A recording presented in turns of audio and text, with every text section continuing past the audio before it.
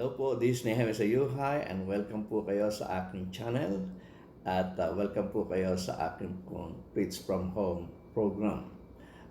Hinihingi ko po ng pumanhin nung nakaraang linggo na hindi po ako nakapag-upload ng video. Actually, hindi po ako nakagawa ng video ng mga araw na yon sapagkat si Bagyong Fabian ay dumating sa ating bansa at yung aming pong lugar ay mababa at ito po ay binaha. Kaya po kami mag-asawa po ay lumisan.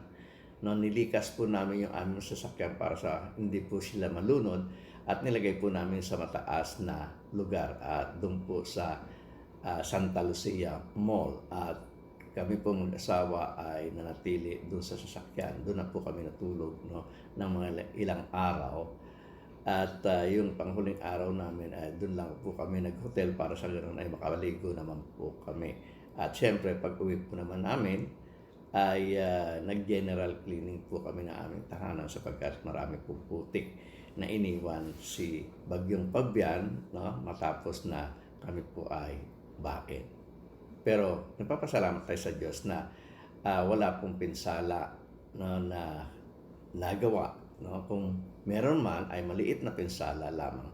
Pero in general, wala pong pinsala na nagawa sa amin si Bagyong Fabian. So, sa ngayon ay nagpapasalamat tayo sa Diyos na pinahintulot na makagawa muli ako ng video upang sa ganon ay ito po ay mai-upload ko at para magkaroon po tayo ng premiere sa ngayong linggo. So, itutuloy lang po natin ang ating pag-aaral dito po sa The Gospel of Jesus Christ according to John. At ito na po yung part 3 na po. At dito po, after the triumphal entry, ay may mga hintil, may mga Greek na sumasampalataya sa kanya, na gusto siyang makita. So, kung tatandaan niyo yung reaction ng mga Pariseo doon po sa triumphal entry, sabi nila, ano nangyayari sa atin? Walang nangyayari sa ginagawa natin sapagkat ang buong mundo ay sumusunod na sa Kanya. Totoo po yun. Hindi lang po ang mga Hudyo ang naniniwala sa ating Panginoon Kristo, meron na rin pong mga hintil na sumusunod at gustong makita siya. At ito po yung matutunghayan natin dito po sa ating seryeng ito. At ito ay mababasa natin doon sa verse 20. Ganito po ang ating mababasa. Now, there were some Greeks, yung mga Gentiles po yung Greeks, among those who went up to worship at the festival. So, may mga Greeks po na pumupunta rin po doon sa sa festival. Kung tatandaan nyo, kung makikita po natin itong illustration ito ng temple, meron pong dedicated place para sa mga hintil. Nakalagay po dyan, Court of the Gentiles. Dito yung outer part ng mga Hudyo na kung saan yung mga hintil na gustong sumamba kay Yahweh sa templo ay meron po silang lugar, designated place na kung saan ay tinatawag itong ito po ay tinatawag na Court of the Gentiles. At ito nga, nabanggit ni Juan dito po sa verse 20 na merong mga Greeks na sumasamba. Merong mga Greeks na pumupunta sumasabay doon sa selebrasyon ng festival. Kasi sunod-sunod po itong festival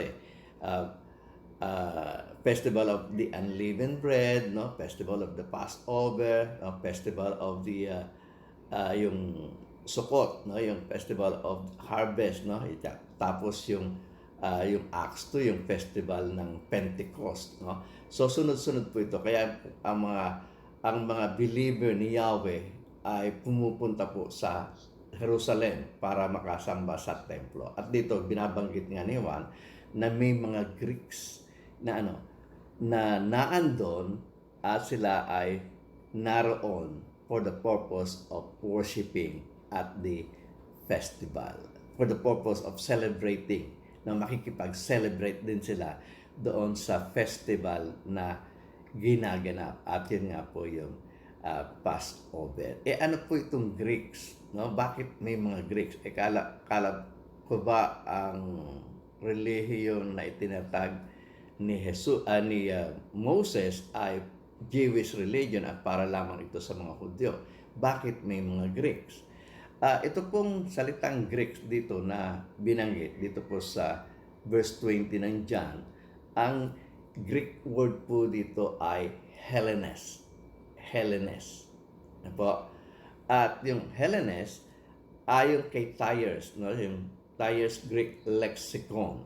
Ang sabi niya, tungkol dito sa John 20 at actually doon po rin doon sa Acts 17:4, ang sabi niya po ay, the Hellenes spoken of in John 12:20 and Acts 17 verse 4 are Jewish proselyte from the Gentiles.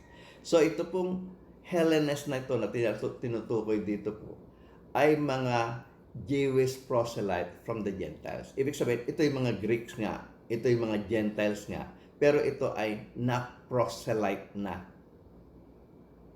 maging Hudyo.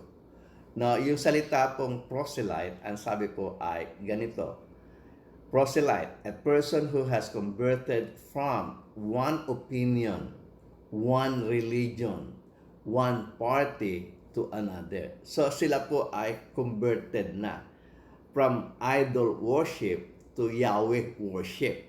No? From being pagan to Jewish religion. Now, pero siyempre, binabanggit pa rin na sila ay Greek, sila ay Gentiles. Pero hindi na po sila Gentiles doon sa kanilang faith sapagkat sila po ay believer na ng Jewish religion.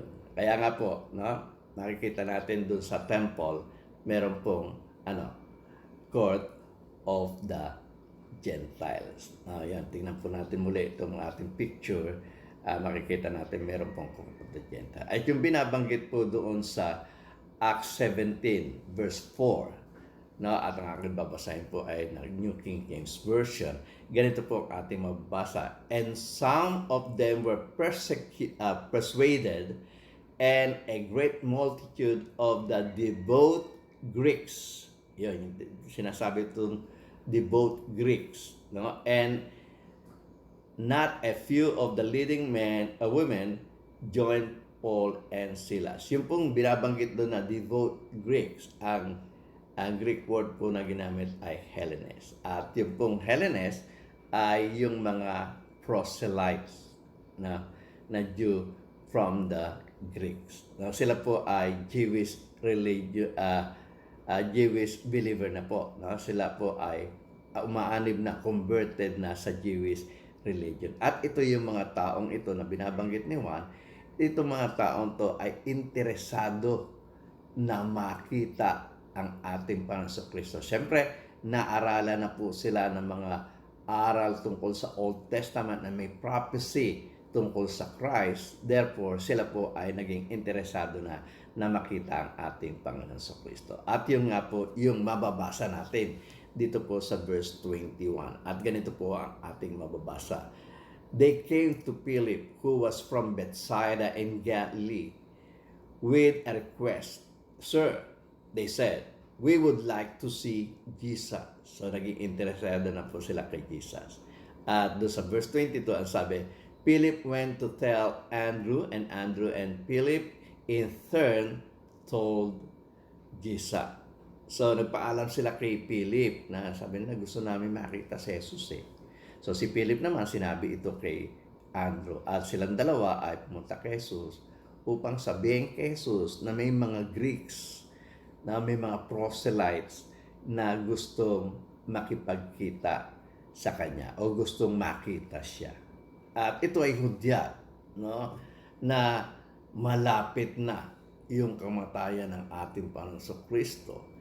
At kaya nga ang sagot ng ating Panginoon Kristo ay ganito. Jesus replied, the hour has come for the Son of Man to be glorified. Sabi ng ating Panginoon Kristo, dumating na ang araw na luluwalatiin ang anak ng tao. Doon po sa nakaraang video ay may tanong si Brother Rene, no? Rene Mardala, no? Kung saan, kailan ba nangyari itong glorified, pagiging glorified ng ating Panginoong Jesus? Tama po yung kanyang kaalaman tungkol dito na itong glorification ng ating Panginoon Kristo ay nung siya ay umakyat na sa langit. Tingnan po natin sa illustration, ganito po ang ating mababasa, makikita. Ano po itong illustration po ito na nakikita niyo po sa screen, no? Nagkaroon po ng death, burial, and resurrection ng ating Panginoon Kristo. At yan ay ayon sa plano ng Diyos, no, na mangyayari yan. Pero wala pa po dito yung glorification ng ating Panginoon Kristo. Hindi pa po siya nag-glorified dito. Nung umakyat po siya sa langit, at doon sa Acts 2 ay nagbuhos siya, no, ng Espiritu Santo. Yun po yung hudyat na siya na po ay nag-glorified. Sapagkat pag akyat niya po niya sa langit, nagkaroon po ng coronation doon. Pinutungan siya bilang hari. No? At doon sa pagpuputong sa kanya, ibinigay na sa kanya yung Espiritu Santo, glorify siya, at ibinuhos niya yung Espiritu Santo doon sa Acts 2. Ganito po ang ating mababasa doon po sa John chapter 7 verse 39. Ang sabi po ay ganito, "But this he spoke concerning the Spirit, whom those believing in Him would receive." Kailan yung na-receive? Diba doon po sa Acts 2? Diba? Na-receive ng mga nananampalataya sa Kanya. Ulitin po natin. "But this he spoke concerning the Spirit, whom those believing in Him would receive, for the Holy Spirit was not yet given, because Jesus was not yet glorified."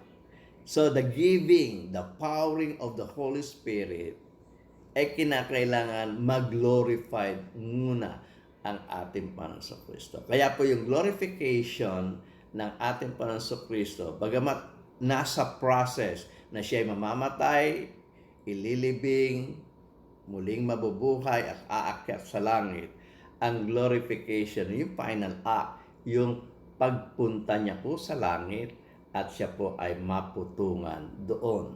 At kapag naputungan na po siya po ay mag-glorified na at maibibigay na sa kanya yung Holy Spirit, at yung Holy Spirit naman po ay kanyang ibubuhos sa Acts 2. So maliwanag na po ito, Brother Rene, ano po? So, sana po ay huwag tayong maligaw doon sa ating pong pag-aaral ng banal na salita. At ito nga po, yung sinasabi niyang the hour has come ay may kinalaman sa kanyang sa kanyang kamatayan. At sa kanyang kamatayan, natural, may matitisod. May matitisod dito sapagkat akala ko ba ito yung aming hari? Bakit siya mamamatay? Kaya nga, nagbigay siya ng warning doon sa 25, ang sabi po ng banal na kasulatan ay ganito, "Anyone who loves their life will lose it, while anyone who hates their life in this world will keep it for eternal life." At yun po yung nangyari doon po sa mga Kristiyano nung unang panahon. No? Na-test po sila, nasubukan po sila. Yung pong mga naduwag, kapag pinapili po na pananampalataya sa Roman Empire o kay Caesar o kay Kristo, para hindi po sila sa takot nila na makain sila ng leon. So nagkakaroon po ng ng babalik po doon sa kanilang pananampalataya. Pipiliin nila si Caesar at sila ay palalayain. Mahal nila yung kanilang buhay. So gusto nilang iligtas. So i-deny nila yung kanilang pananampalataya sa ating Panginoong Jesus. At syempre, lalaya sila. No? Makaliligtas sila sa mga leon na kakain sa kanila o sa kamatayan na ihahatol sa kanila ng Roman Empire, no? Ng mga Caesar, no? Pero ang sabi ng ating Panginoong Kristo, kung mas higit mong mahal ang mundo, yan ang mangyayari sa iyo. Mawawalan ka rin ng buhay. Pero yung mga mas pipiliin ang ating Panginoon Kristo, magkakaroon ng eternal life. Kaya ang sabi niya, anyone who loves their life will lose it, while anyone who hates their life in this world will keep it for eternal life. So, yung kahit na nangyari mga bagay na ito, no, yung mga persecution sa kanila, ay mas nanatili pa rin sila sa pananampalataya sa ating Panginoong Jesus at ginagawa nila yung tamang pamumuhay na ayon sa kagustuhan ng ating Panginoong Jesus, sila ay magkakaroon ng buhay na walang hanggan. Ganon rin po sa panahon natin. No? Dumadaan po tayo sa mga pagsubok na kung saan ay sinusubukan tayo ng mga pagkakataon kung pipiliin nating sumunod sa ating Panginoong Kristo o hindi. Bigyan natin ng isang maliit na example, no? Na payak na example para sa ganoon ay mas higit natin maunawa. Kung minsan nakakapulot tayo ng wallet, no, na may lamang pera, 'di ba? Dito nasusubukan po tayo eh. Kung ito ay sabihin natin finders keeper, no? O malalaman natin, no, ma-realize natin na ito ay nawala sa isang tao na dapat ang bagay nito ay makarating sa kanya. So, dito nasusubukan po tayo. Ano ang susundin natin? Susundin natin ang kagustuhan ng ating Panginoon Kristo na ibalik ito sa may-ari, o susundin natin ang mundo na akin ito eh. Napulot ko ito eh. Kikip ko ito at gagamitin ko ito. So ito ay isang maliit na example na kung saan ay nasusubukan tayo, no, kung gaano natin kamahal ang ating mga sarili dito sa mundong ito. This materialistic world. O susundin natin yung buhay spiritual na susunod tayo sa ating Panginoon Kristo. At kaya sinasabi ng ating Panginoon Kristo to, ay sayang naman yung effort niya na siya ay mamamatay, ililibing at rin mabubuhay para sa iyo. Pero hindi mo papakikinabangan ang bagay nito sapagkat mas pipiliin mo ang mundo kaysa sa Kanya. So sabi po doon sa 26, sabi ay ganito, whoever serves me must follow me. O yung gustong sumunod sa akin ay dapat sumunod sa akin. Yung mga naglilingkod sa akin dapat sumunod sa akin. And where I am, my servant will also be. My Father will honor the one who serves me.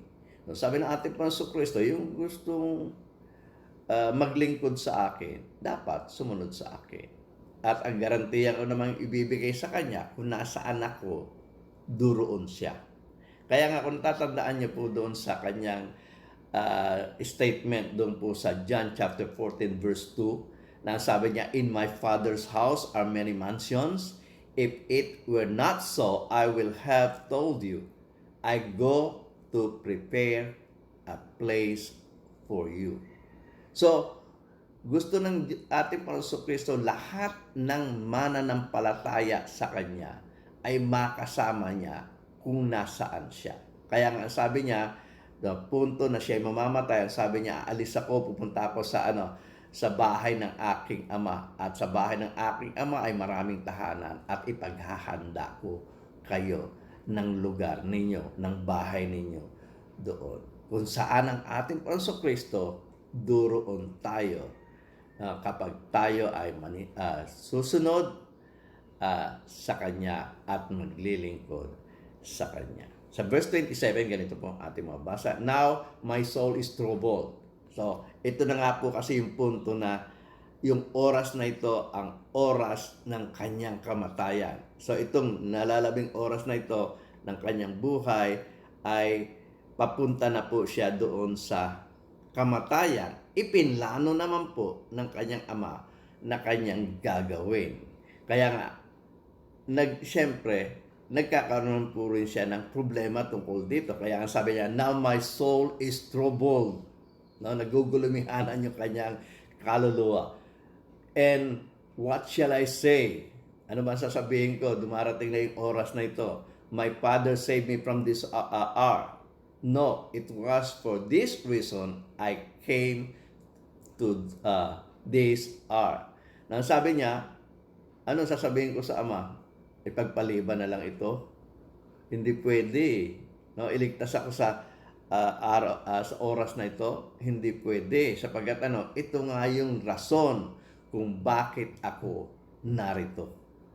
No, kasi yun nga ang plano ng ating Panginoong ng Ama sa langit sa pagpunta ng ating Panginoong Jesus dito po sa mundo, na siya po'y mamamatay, ililibing at muling mabubuhay. No, at ito'y nararamdaman na ng ating Panginoon Kristo na ito na nga ang oras. Kaya nga sabi niya, ano sasabihin ko? Pagpaliban? Kaya nga doon sa Gethsemane, nung siya'y nananalangin, no, na ang lumalabas na sa kanyang balat ay dugo, no, hindi na pawis, kundi dugo na yung at siya'y nagugulumihanan. Ang sabi niya, Father, let this cup pass. No, sana ay lumipas ito. No, wag na muna mangyari ito.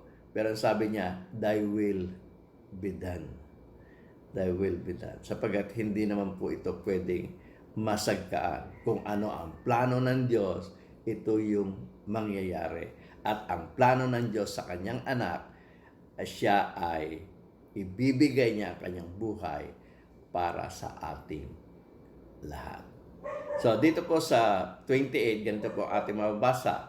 So, dahil sa bagay nito na ang mga buhay niya ay konti na lang ang nalalabi sa mundo, ang sabi niya po doon sa 28 ay ganito, Father, glorify your name.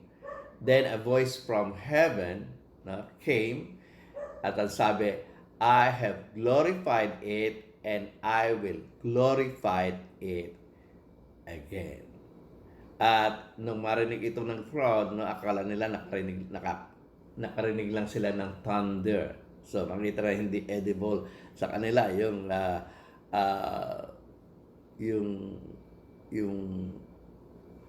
narinig nila, kundi ang narinig lang nila ay kulog. No? Ang sabi ng iba, siguro mayroong mga nangungusap na anghel. Ganito po ang ating mababasa sa 29. Sabi, the crowd that was there and heard it said it had thunder.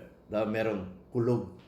At ang sabi namang iba, others said an angel had spoken to him. Pero ang sabi ng ating Panginoon Kristo sa 30 ay ganito. Jesus said, this voice was for your benefit, not mine. Yung inyong narinig, ito ay para sa inyong benepisyo, hindi para sa akin. Ito'y para sa inyo at hindi ito para sa akin. At sabi sa 31, now is the time for judgment on this world. Now the prince of this world will be driven out.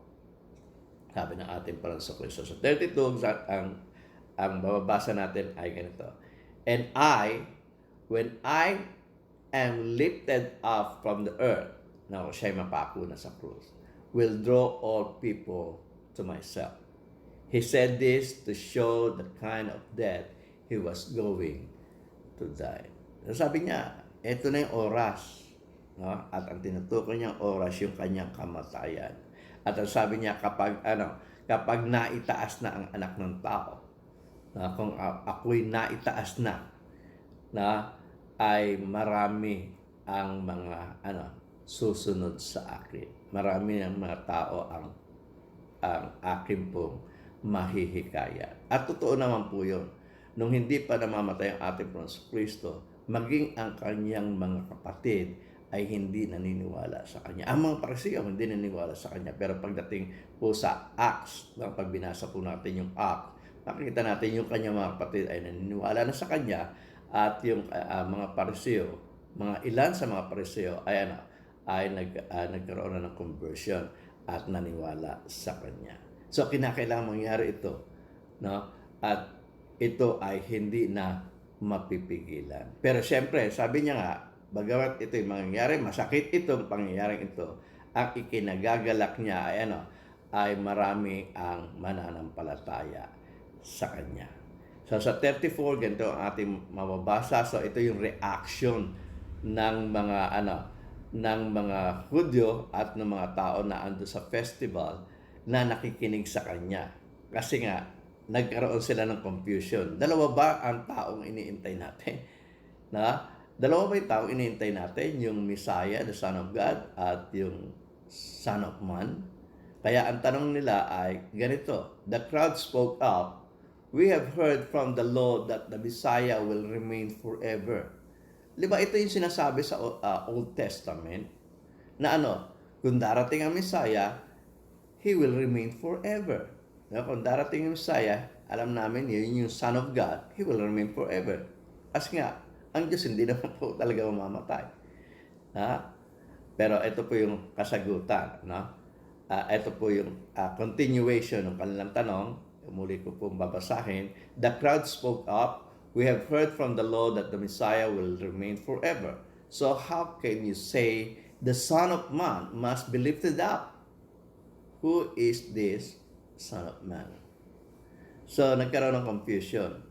Parang sinasabi nila o tinatanong nila sa ating Panginoong Kristo, dalawa ba iniintay natin? Na bukod ba sa Messiah ay meron pang darating na yung tinutukoy mo, the Son of Man. Magkaiba ba yung the Son of God at the Son of Man?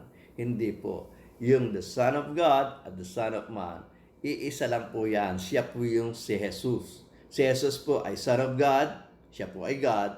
Si Jesus po ay Son of Man, siya po ay Man. At ito makikita natin dito po sa illustration na po. Si Jesus po ay Son of God at si Jesus rin po ay the Son of God. Bagamat the Son of God ay siya ay God, natural, siya po ay siya po yung Messiah na kanilang iniintay, ang Messiah po ay will remain forever. Pero itong Son of God na ito ay naging flesh, naging Son of Man. Natural, ang man ay may kamatayan. At ayon sa plano, siya nga po ay mamamatay. Kung hindi po siya naging tao, hindi po pwedeng mamatay ang Diyos. Diyos po siya. Paano siya mamamatay? So yung katawang tao ng ating Panginoong Hesus, yun po yung namatay na doon po sa krus. Pero hindi nangangahulugan na hindi po siya Diyos. Siya po ay Diyos na nasa katawang tao. Sabi nga po doon sa first chapter ng John na the Word became flesh. At yun nga, nung siya ay naging flesh, siya po ay naging Son of Man. Bagamat siya ay Son of God. So yun po yung nagkakaroon ng confusion doon sa mga Hudyo na nakikinig sa kanya. Sabi ng mga Hudyo, sabi ang Messiah the Son of God will remain forever. Bakit naman sinasabi mo mamamatay ako? So dahil nga napag-aralan na natin ito ng mga nakaraan na yung bagamat nag-aaral sila ng banal na kasulatan sa Old Testament, mas nado-dominate sila nung aral, mga tradisyon ng tao. Kaya nga yung mga halagang aral ng Old Testament ay naililigaw sila. Naililigaw sila, kaya minsan hindi nila naintindihan. Kaya nga, ang akala nila nung pagpasok ng ating Panginoong Kristo na pinagbubunyiin nila na dumating na ang kanilang hari, akala nila political king. Kasi yun yung kanilang tradisyon. Pero kung babasahin nilang maigi at pag-aaralan nilang maigi yung Old Testament, hindi po nangako ang Diyos ng political king, kundi ang ipinangako niya ay spiritual king, na may kinalaman po doon sa salvation of our soul. So, kaya nga, pati dito sa katauhan ng ating Panginoong Kristo, naliligaw sila, nalilito sila. Kaya yun ang kanilang katanungan. Kala namin sabi sa Old Testament, pag dumating ang Messiah, mananatili siya magpakilanman. Sinasabi mo naman ngayon, ikaw ay mamamatay. Naniniwala kami na ikaw nga ang Son of Man. ikaw na nga ang Messiah, bet sasabihin mo ikaw yung mamatay. Ayon sa Old Testament, hindi naman mamatay. Pero nga, dahil nga siya ay Son of Man, siya ay man, at ayon sa plano ng Diyos, siya po ay mamamatay. Pero hindi na nga hulugang mamatay siya forever. Siya po ay magkakaroon ng resurrection. At doon sa kanyang resurrection, He will remain forever. So 35, ganito po ang ating mabasa. Then Jesus told them, you are going to have the light just a little while longer. Ang sinasabi niya yung pagkakaroon niya ng pakikisama sa kanila, no? Konti na lang yung panahon. Walk while you have the light before the darkness takes over you. Whoever walks in the dark does not know where they are going. Totoo naman po yun. Kung nasa ilaw ka, alam mo kung saan ang direksyon na pupuntahan mo. Pero kung pag ikaw nasa kadiliman, ligaw yung iyong direksyon. Maaring papunta ka ng norte, yung pala papunta ka ng south.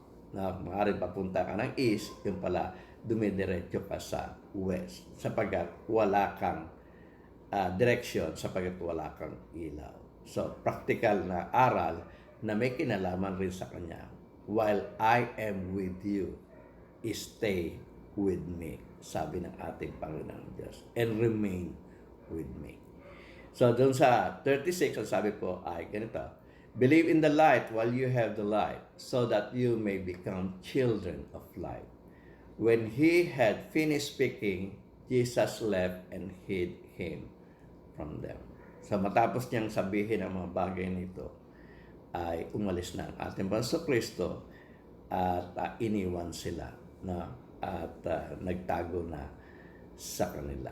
So makikita natin dito po sa pinag-aralan po natin ito, ipinakita na hindi mapipigilan yung plano ng Diyos na siya po ay mamamatay, ililibing at muling mabubuhay. Kaya nga, sabi niya, hihilingin ko ba sa Diyos na sa aking Ama na ipagpaliban ito?